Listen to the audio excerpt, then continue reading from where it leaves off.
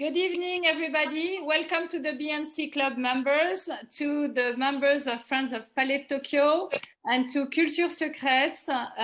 We are taking you to Buenos Aires for a live tour of the Argentinian artist Matias Duville'S for an exceptional exhibition at the Amalita collection. The visit is going to be led by a friend of Palais Tokyo, Alexandra de Royere, with the curator, Gabriel Pérez Barreiro. Thank you and welcome, Gabriel Pérez Barreiro, to be with us today. We are very happy. Thank you so much, Alexandra de Royere, for organizing this fantastic live production, and to be in Buenos Aires. And thank you, Matias Duville'S. You might remember me because we did a project together at Chapelle des Petits Augustins in the School of Beaux-Arts with Sam Art Project with Sandra Ejadis, who is hopefully with us today. So I'm going to let Alexandra make her presentation, then we will go for a live tour of the exhibition, and we'll have, of course, Gabriel will talk, and you would have all the possibility for a Q&A. As you know, there's a chat box. You can write your questions whenever you feel like writing them, and we will do this session at the end of the presentation. So I'm going to mute myself now, and Matias Duville'S, Alexandra, you have to go. You're on. Thank you. Good afternoon. It's here 2 p.m. in Buenos Aires. We are actually in the Amalita collection, which is a private museum which has been commissioned by the art collector and philanthropist Amalita de Fortabat. Today, I think she's with us. Amalita Amoedo is the chairman of this beautiful museum, which has been designed and built by Rafael Vignoli, which is a top Uruguayan architect living in New York, which has done the Cleveland Museum, the campus of NYU in Dubai, and a lot of other international projects. So today I'm very happy to be with my friend Matias. Matias Duville'S is an amazing Argentine artist that I've been knowing for the last years, and we have developed the conversation on new art and new practice. Today Matias' work are in top collection like the MoMA, like the Tête Moderne, the Reina Sofia. And what I would say about your art is that you invite us to come into your mental landscape, which you create out of drawing, paintings, or exhibition. Today, wonderful exhibition we're going to see is Hotel Palmera, which has been curated by Gabriel Pérez Barreiro. Matias, first question, and then we go to Gabriel. Why Hotel Palmera? Well, first of all, thanks for inviting me to this Zoom. I'm so glad to be here and to be part of it. And thanks for the introduction. Why Hotel Palmera? I think, well, there are many reasons, but Hotel Palmera is a state of the mind. It's a kind of utopian place. And I don't know, I thought it was the right title for this project. So I hope you like it. Ella, would you make an introduction? Sure, I'll be happy to. So hello, everyone, and thank you, Alexandra, for this invitation, and thank you to everyone who's here also. I'm in New York, which is heartbreaking because there's nowhere I would like to be more than in Buenos Aires in the Hotel Palmera with my good friend Matias. But unfortunately, this exhibition was planned just as the pandemic broke. So it's an exhibition that sadly I haven't seen in person yet, but I'm trying as hard as I can to get there. I'm waiting for Argentina to open the borders to hopefully see it before it closes. But I just thought I would maybe just give a 2-minute introduction and just talk a little bit about how we approach this exhibition. And perhaps the best place to start is with a little bit of institutional context. So as Alexandra mentioned, The Museo Fortabat is based on founded by Amalia Lacrosse Fortabat. The main feature, I guess, would be the collection, which is one of the great private collections, I would say, in South America, perhaps in the world. And the temporary exhibition space, which is where we will be today, which is upstairs, has started a program a few years ago of focusing on single Argentine artists, mostly from the 90s generation until now. So there's been some extremely important revision of recent Argentine art history through these exhibitions for artists like Marcelo Pombo or Masquirilo. So people who've had their sort of first major institutional retrospective in this institution, which has been extremely important, I think, for Argentine art, for Latin American art in general. So within that context, when I received the invitation to curate Matias's exhibition, who's an artist I've known for many, many, many, many years, too many maybe, I was very, very excited, but at the same time, a little nervous for him because he's too young to be killed by a retrospective. And, you know, a big museum retrospective is something to be careful of because it can, many artists resist it because it can feel like it's the end of your career. And Matias is an artist who's very much, I would say, in his mid-career, extremely active, and I think with a great future in front of him. So the first thing we thought was to not make this a conventional retrospective exhibition, but to kind of question that, the fact that he's younger than most of the artists who've been within this cycle. So that was the first thing to think about. The other thing I should mention is that this exhibition was co-curated, and I worked very closely with Lara Marmor, who is a curator based in Buenos Aires, and who was really fundamental. Partly she's an extremely brilliant and promising curator, but also she was there on the ground, so she was able to accompany much closer. So the particular challenge with Matias, I think, first was this thing to not kill him through an exhibition. And then the second was really how to defamiliarize his work. So he's an artist who is very present. He's very prolific. Matias draws all the time. He wakes up, he starts drawing until he goes to bed. So there's a massive amount of production, and it's a production that is visible. It's in most of the major collections within the city. He has galleries around the world. His work is very well known in Brazil. Also, he's shown here in New York at the Drawing Center. So it's not like this is an unknown artist. But at the same time, I think that sometimes when you see work a lot by an artist, you stop really seeing it. You stop really seeing what's behind it. So that was kind of the challenge. Could we present Matias's work without presenting his works? So the plural and the singular. Could we present his ideas? Could we present a little bit what's inspiring him and what's going on in his mind, and not do an exhibition that was just room after room of his drawings, which I think would be kind of the conventional sort of retrospective way to do it.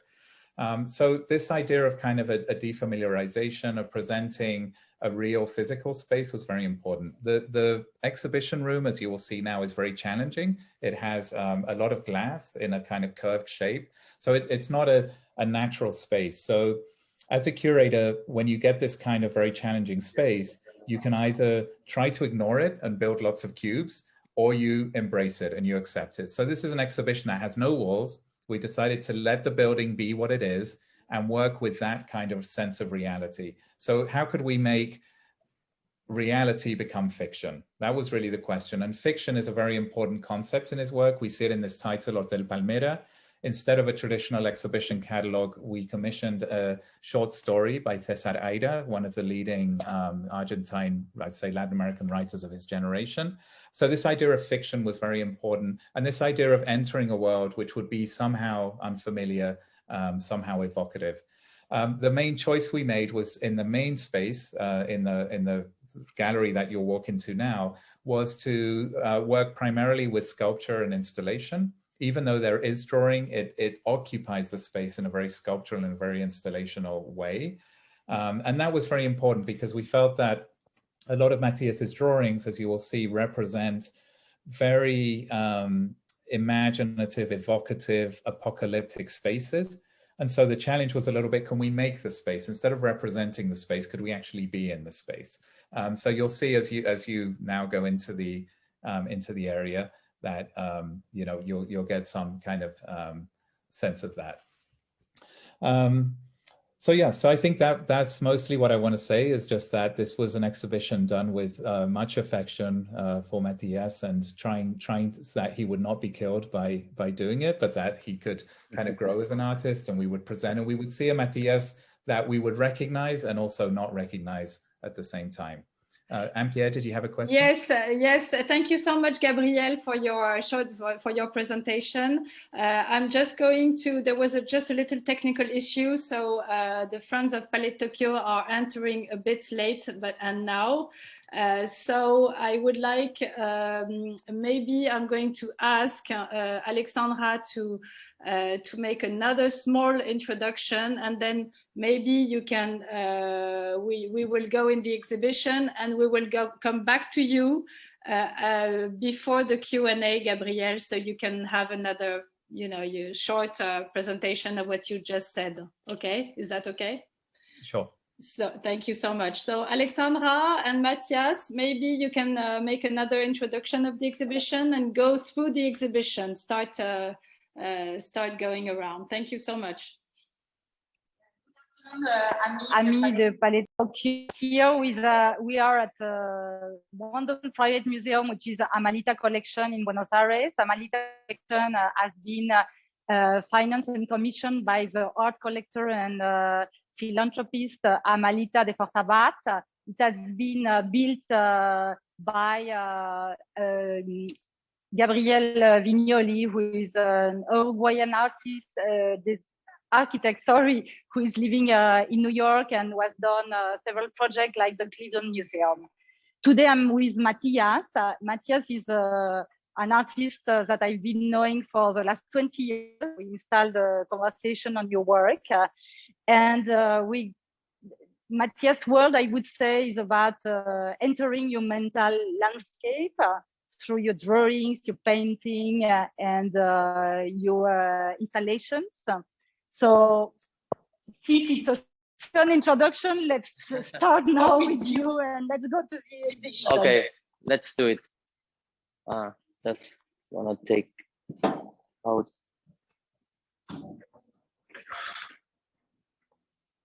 Okay, so I'm gonna start from this sector, which is called Sala de Pintura, or painting room.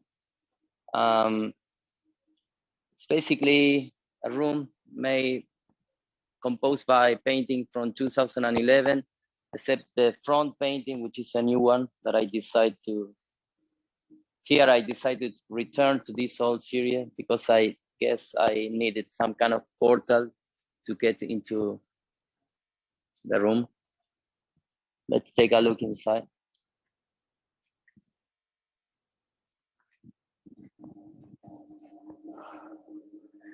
So, well, first of all, I have to say that I don't copy the nature.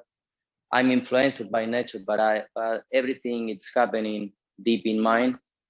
And by those years, I used to paint on this sort of, with acrylic, on this sort of chipboard. After that, break the surface with a hammer and eventually add some little pieces of wood back to the painting. So we are surrounded by all these night scenes covered by a bunch of golden spots. But when you get closer, you see that there are holes on the surface. That's the moment when you start thinking about the materiality, you start thinking about the thickness. I mean, the real thing, the acrylic, the wood. So the illusion disappears for a moment because you are in the real world, but suddenly you turn around and you face the next painter and you get inside the image again. So there is a kind of feedback between reality and illusion.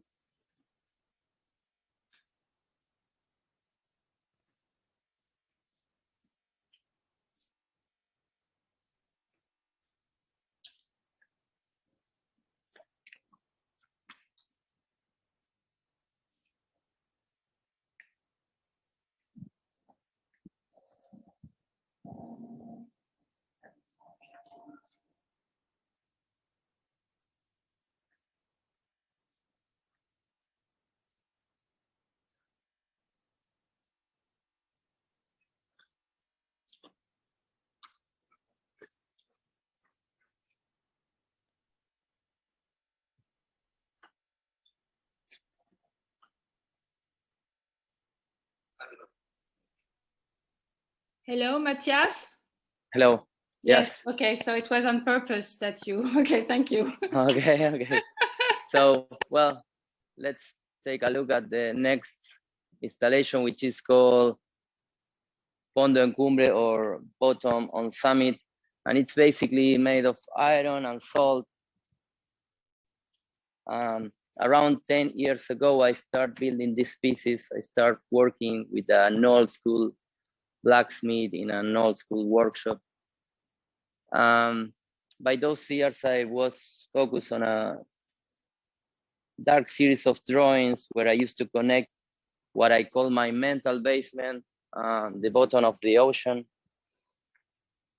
So I start building these pieces. They are hooks, they are not anchors, and hooks are for fishing, for catching. For catching sort of mental territory. That was my idea, like a kind of piece that you could utopically drop deep in mind.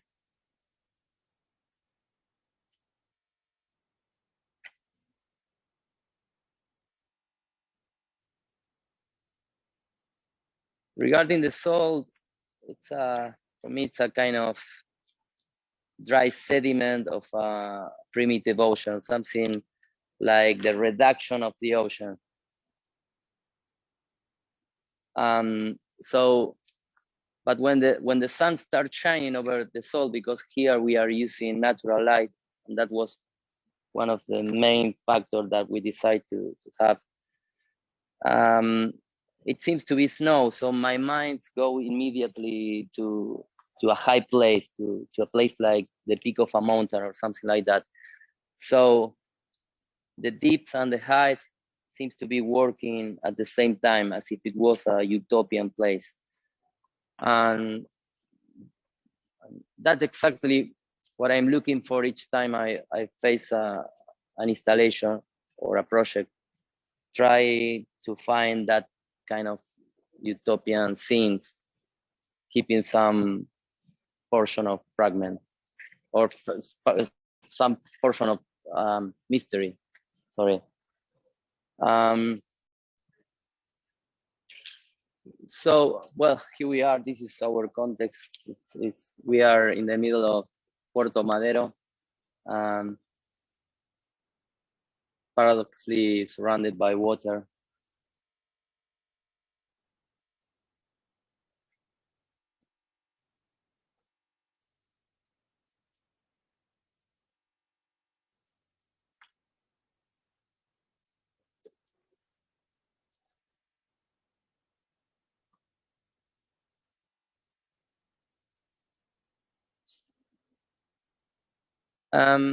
This sector is composed by several parts. I'm walking through this red platform, which is called Interior Home, and it echoes to a land art that I did a long time ago for a Guggenheim scholarship, and which is basically a sort of disassembled house made of concrete in the middle of our typical flat landscape, La Pampa Húmeda. And that piece works basically with the pass of the time and with the advance of the nature. This is a sort of indoor version. And this piece goes from a simple house plan to an abstract piece.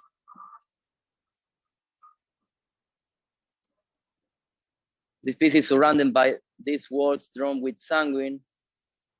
And there are some big drawings here made of sanguine on paper.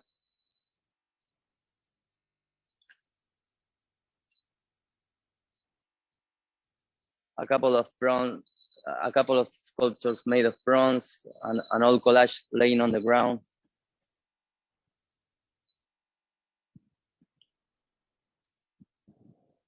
And music here, it's so important.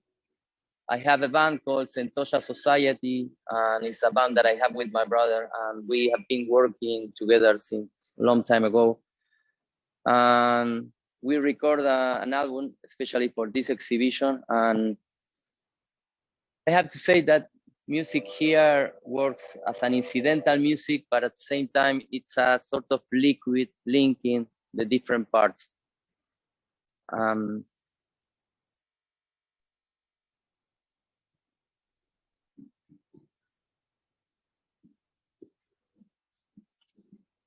now I'm gonna try to say something about this drawing. I have to, well, this drawing comes from a residency I did in Los Angeles, and a residency that finished with an exhibition in Mola Museum, which was curated by Stephanie Hessler. I chose Sanguine because it was a mix between the desert and the sunset, and a sort of warm material. And once I finished this piece, I thought it was kind of like the projection of the soul.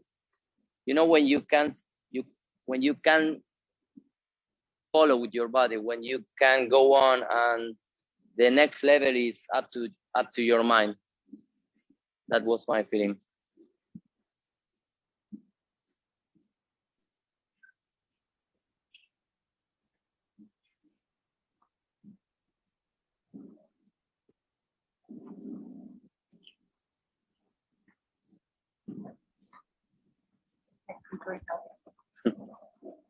Ahí vamos bien, ¿no? This is absolutely exceptional. I'm sure you can't hear me, but yes, it's fabulous to be able to go through the museum and to have also this moment of silence, so we can appreciate both the scale of the museum and the scale of your installation. That since you know, we've all met you through some art project, and your residency in France has made so much. My God, this is amazing. I'm trying. I have sent some documents to the chat box to everybody. So go. You can go. Yeah, for your Okay, thanks. Well, here we are in the last step of the exhibition. This is a wall packed with works from different moments. On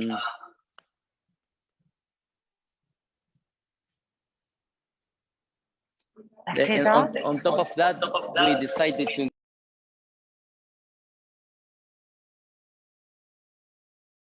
in Galapagos Islands.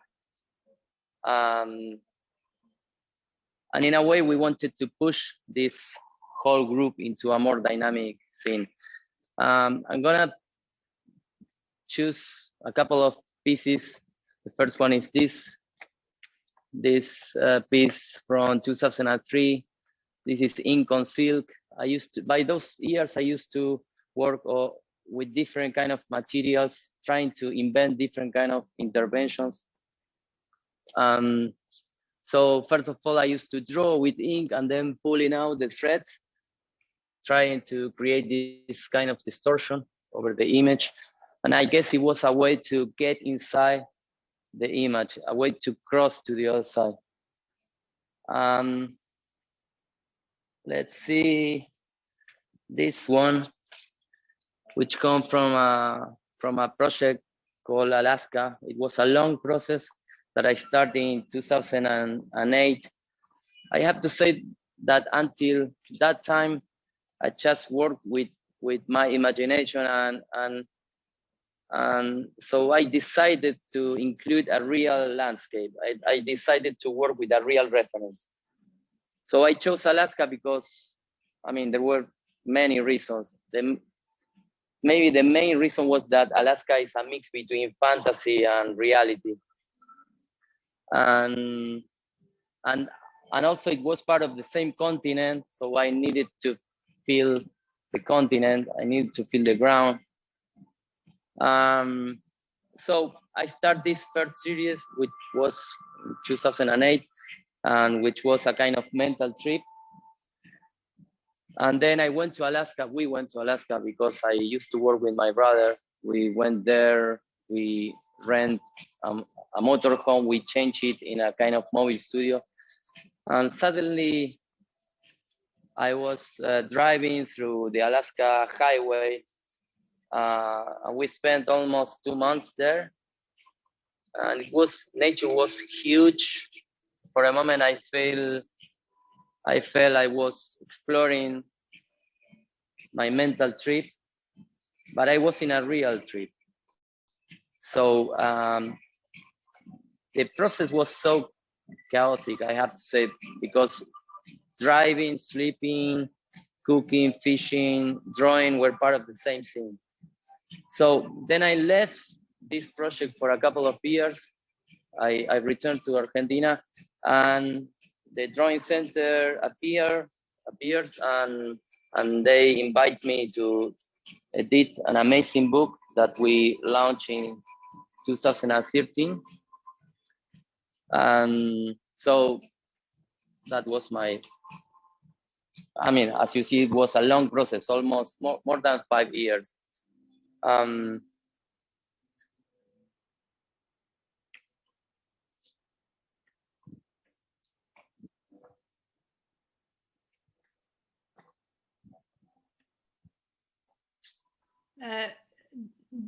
Just while you're working, you are walking through your installation, I just wanted to add a few information for the people that have joined us, that Matias is part of very important collections such as the MoMA, the Tate Modern, the Centro de Arte Reina Sofia, Salomon Guggenheim collection, and he showed in 2013 in the School of Beaux-Arts in the Chapelle des Grands Augustins during Parcours Saint-Germain with Sandra Egedus Mullier, Vice President of Friends of Palais Tokyo. And we are so happy today to have Alexandra de Royere, who is also Friends of Palais Tokyo, to present us this incredible installation and exhibition of Matias Duville'S in Buenos Aires. If you have any questions, please write them in the chat box. And Alexandra, have we seen everything from the exhibition yet or not? Yes, we did. Actually, I would ask a question to Matias after all we saw. What is your reaction on this quote of one of Argentine artists we like a lot, Pablo Suarez, which is drawing is thinking?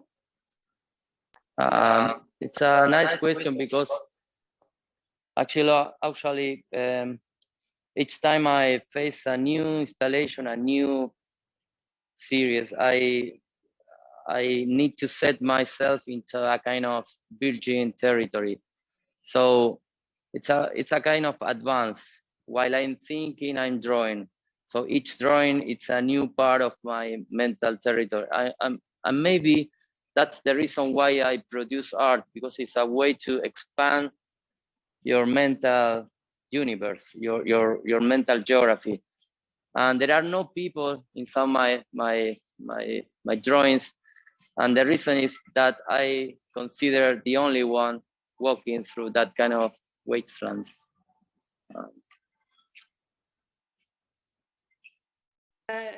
Thank you so much, Matias. I would like to go back to Gabriel Perez Barriero, if you can hear us. Gabriel, you are the director and the chief curator of the collection Patricia Pelf de Cineros. And you've been you're the curator of the 33rd Sao Paulo Biennale in 2018. And if it would be okay with you to talk about Matias Duville'S and your connection with the artist and the exhibition, we would be very grateful. Thank you. Sure, thank you. Some of you heard me at the beginning, so I'll try not to repeat myself. But Matias is an artist I met a very long time ago in the early 2000s. He had his first exhibition at Alberto Cendros Gallery, which is a very important gallery at that time. And a very good friend of mine, Jorge Macchi, who's an artist many of you may know, said, you have to go see this exhibition. There's this amazing artist who kind of came out of nowhere, and you know, you should go see it. So I went to see it, and was very intrigued by this work. It was very unlike anything that was being produced in Argentina at that time. Many of the artists were working in a kind of sort of neo-conceptualist type language, like very cold, or in a sort of very painterly tradition. But this kind of very raw, expressive drawing was something that was really quite new and very, very unique to Matias. He sort of stands apart in a way from many of the ways that we could organize Argentine contemporary art into different trends. He's kind of his own chapter, his own category. So I found that very interesting. And I think he came on the scene with a very mature language that there's very little kind of chronology. And the wall that's behind him right now brings together works from, I believe, more than 20, maybe even 30 years. So from the beginning of his career until now. And what's so interesting is that they coexist in this very natural way. If you stand in front of that wall, it's very hard to know, unless you know his work really, really, really, really well. It's almost as if they came from the same time, you know? So I was very interested in that. It's as if there's this slightly different way of working that's very instinctual, it's very natural. And we can see this interest in showing this kind of landscape. He was talking about Alaska, about this kind of desolate space. So there's never human figures, as he just mentioned. It's just him on his own in a landscape. So there's something almost existential, apocalyptic about the world that he's in. So one of the challenges in this exhibition was to try on the floor below to kind of create some of that sense in the real world. And then you go upstairs and then you find it in drawing. And for me, it was very important to do it in that sequence to kind of defamiliarize. So you wouldn't start with the drawing, which is what most people are familiar with. That's what's traveled most. That's what the galleries show more. Whereas for this more installation-based kind of environmental work, he's done it through his entire career, but it's perhaps a little less visible. So in doing this, this very important exhibition for him, it's his first kind of big institutional show in his hometown of Buenos Aires.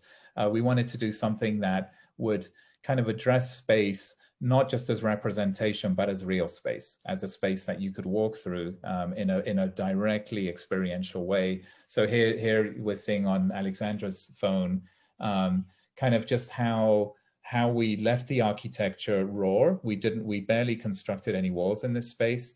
We wanted it to just feel real. And you can see through that window, you can see the port of Buenos Aires. There's water out there, and you kind of connect the water to these hooks, to the salt on the ground. So we wanted it to feel real and to feel disconcerting.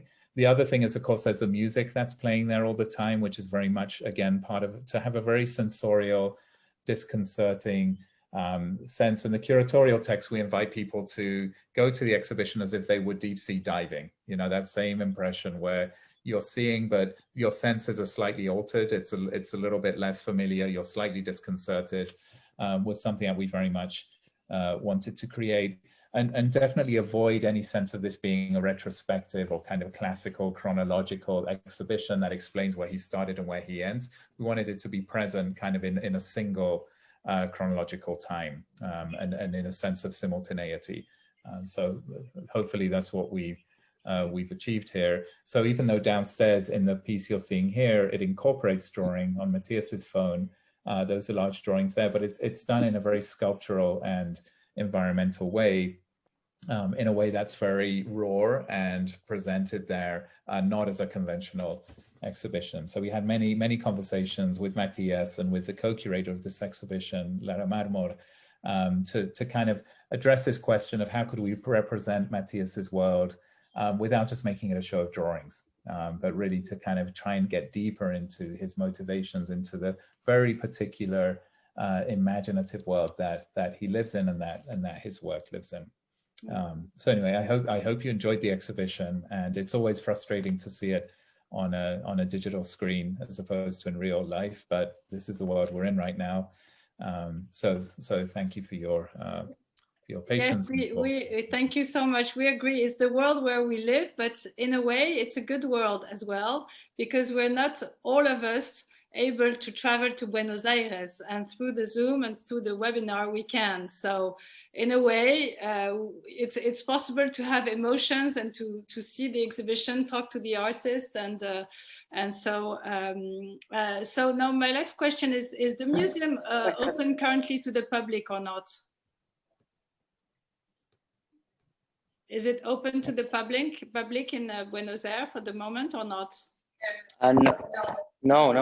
No. Okay. No.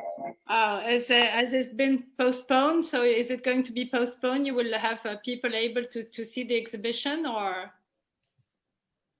It's gonna be until April 4th. That's like that. Yes. Yeah.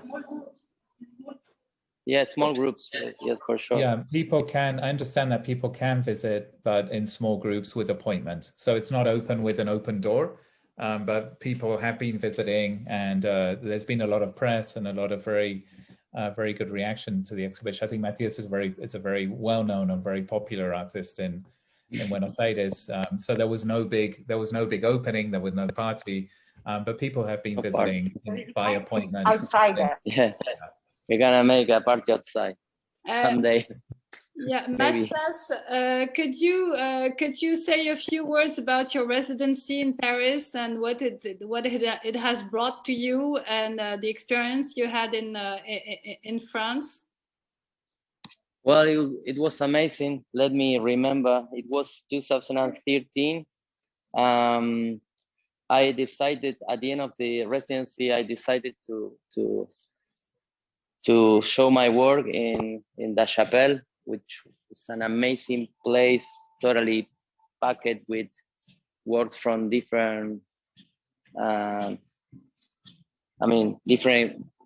works from that represent our Occidental history, but I decided to add some primitive work there. That was my idea. So I started working with change. That exhibition was called Discard Geography, and it was an amazing experience. Just wanted to deal with that with such a complex place. It was a challenge. And also it was a way to cross another border, because each residency, each new project for me, it's like an invitation to walk through a place that I've never been before, and that was my idea. Try to set my stuff into a place crammed with works from different years. Some of them with 500 years ago. It was incredible. Thank you so much, Matias. Thank you so much. I just wanted to go back to Alexandra de Royere and maybe say a few words about the museum and the Amalia Lacroze de Fortaba art collection in Buenos Aires. And I understand, Alexandra, could you say a few words about the museum and the inauguration of the museum in 2008 and the collection that it has? Actually, I don't know if I'm the best person to talk about the collection, but basically the founder, who has passed away now, was an amazing collector, very well known in New York, who get from Turner works who are in the collection in this museum up to Andy Warhol. So she had a very global taste of local artists mixed with global from modern and contemporary and modern classic and contemporary work. Actually, now that Amalita is in charge of the museum, the chairman, she's actually as well a collector, a friend, and an artist herself. And she has put in place this curating program for thinking of major contemporary Argentine artists like Matias. So the museum actually of this collection is a collection which was a collection, the basis from the grandmother, and then it's a contemporary place where you have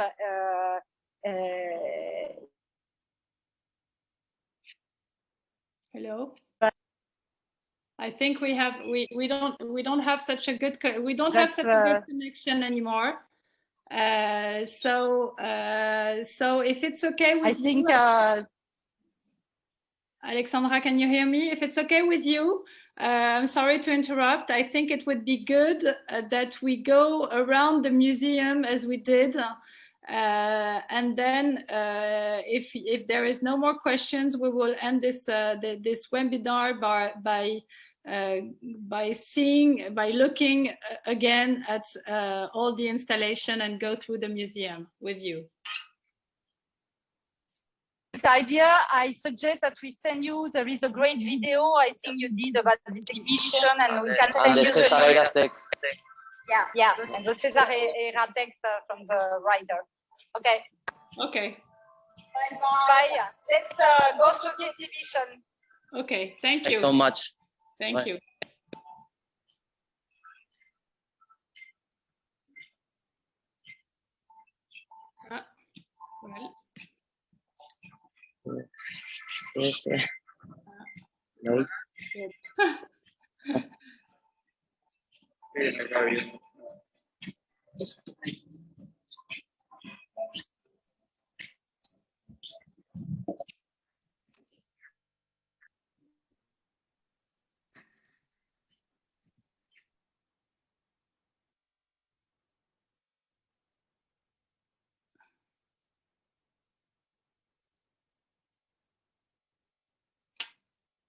I think we are frozen. Okay, everybody, I think we have lost the connection, so it's good in a way because it's the end of this of this webinar. So I would like to thank again Alexandra de Royere for organizing this, Matias Duville'S that we've all met at Palais de Tokyo and at the School of the Beaux-Arts in Paris with his residency. Thank you again, Gabriel Perez Barreiro, for being with us today and for this amazing exhibition that you've launched in Buenos Aires. And we would be very happy to come and meet all of you when we'll have the possibility to travel again. Thank you all for your time, and this has been an amazing moment. Thank you. Bye bye. Thank you. Bye-bye. Thank you.